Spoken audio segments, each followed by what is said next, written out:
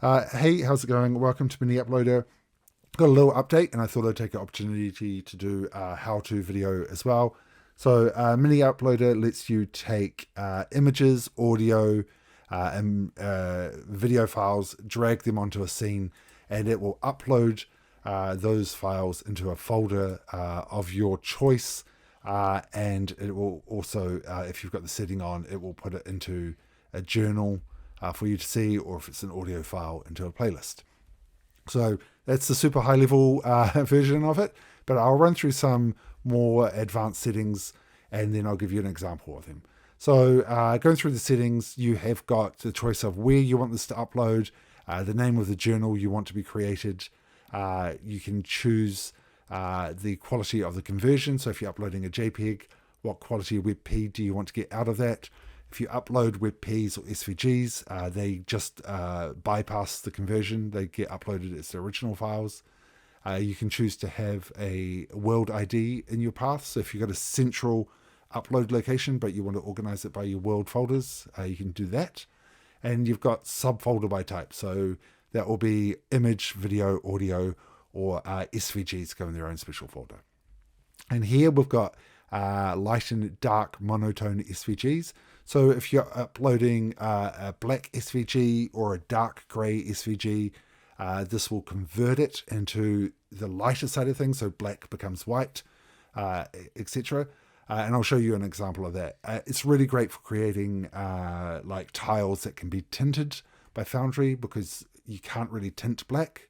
And here we've got keep the original SVG. So you can have like the light version and your original one there as well. You got an option to timestamp everything you upload. So if you got things with the same file names, they won't get overwritten. And some housekeeping stuff like showing notifications, auto creating the journal, and auto creating a playlist when you upload. So let's go ahead and we'll close this out. And so we'll start with the simple one here.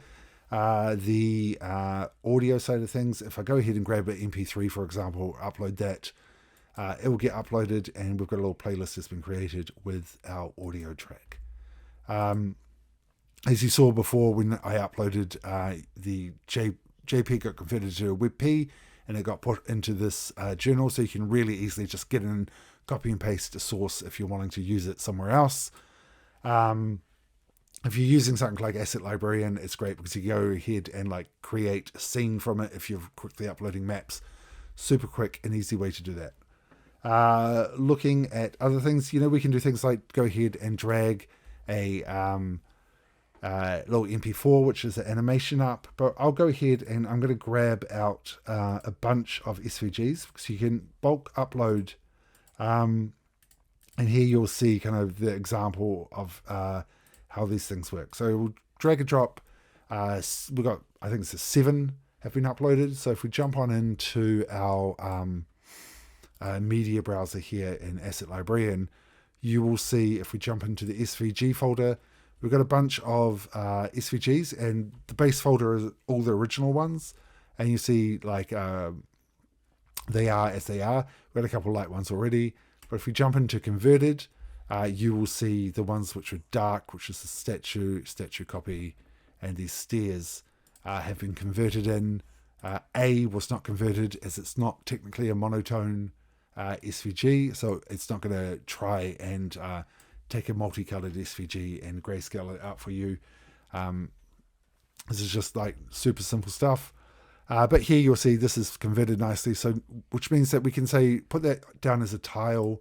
And if we took the dark equivalent of it and put that onto the scene, you'll note with our dark SVGs, if we go into appearance and then tint it, it doesn't really take hold, as tinted black is still black, but with the white versions, you can tint them out easy.